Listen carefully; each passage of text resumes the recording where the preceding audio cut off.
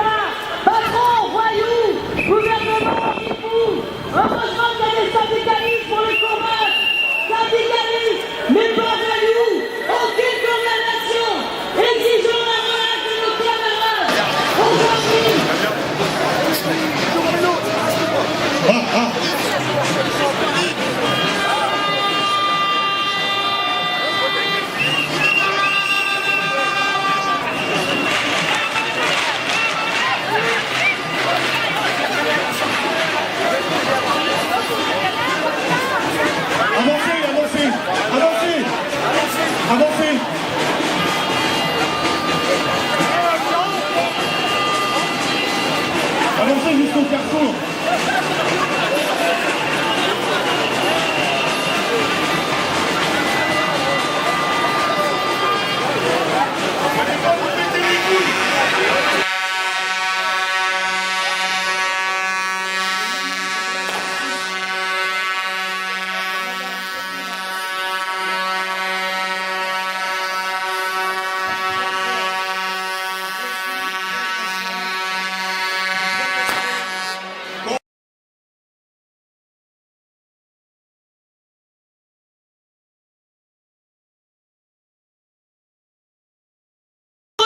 Camarades, aujourd'hui, ce sont les militants CGT qui risquent d'être condamnés, voire emprisonnés.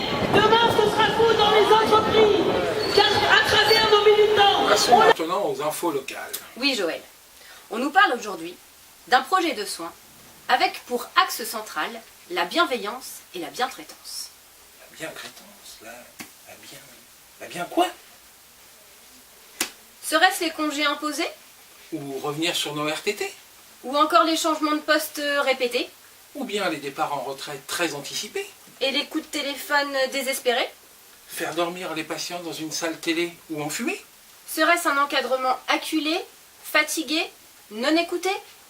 En bref, ce projet de soins, C'est un beau roman, c'est une belle histoire. En lien direct avec la bientraitance, il faut savoir que les toilettes des résidents des terrasses de Flaubert pourraient se faire l'après-midi. En effet, Jennifer, le matin, les aides-soignantes auront d'autres tâches à effectuer, comme la préparation des repas, ou bien le ménage. Oui, car ce nouveau bâtiment a plus de surface à nettoyer que l'ancien, mais avec le même nombre d'agents. Et si le personnel devenait plus nombreux, ce serait aux familles de payer. Comme si elles ne payaient pas déjà assez. Le sujet suivant concerne les cuisines. Aujourd'hui, face au problème de personnel aux cuisines, la direction soumet l'idée de trouver les compétences en interne. Et pourquoi pas organiser un Top Chef GHH? Le grand gagnant devra être capable de préparer 5000 repas par jour. En parlant de trouver les compétences en interne, vu que de nombreux directeurs partent, pourquoi ne pas... Top directeur, passons à Féroé. Oui, Jennifer, nous avons demandé une prime pour les soignants s'occupant des patients détenus. Sauf que la DRH nous apprend que cette structure n'est pas labellisée. Pour nous le prouver, le texte officiel nous est lu. Et nous découvrons que par contre, les chambres carcérales, elles, seraient concernées. Donc les agents des unités 33 et 41 seraient concernés. Il n'y a plus qu'à. Il n'y a plus qu'à. Et enfin, pour terminer cette édition, nous vous invitons, pour le dernier jour du mois de mars, à vous mettre sur votre 31, à 11h30, devant le palais de justice du Havre. Oui, venez soutenir les 4 du Havre, face à cette parodie de justice. Syndicaliste, mais pas criminel.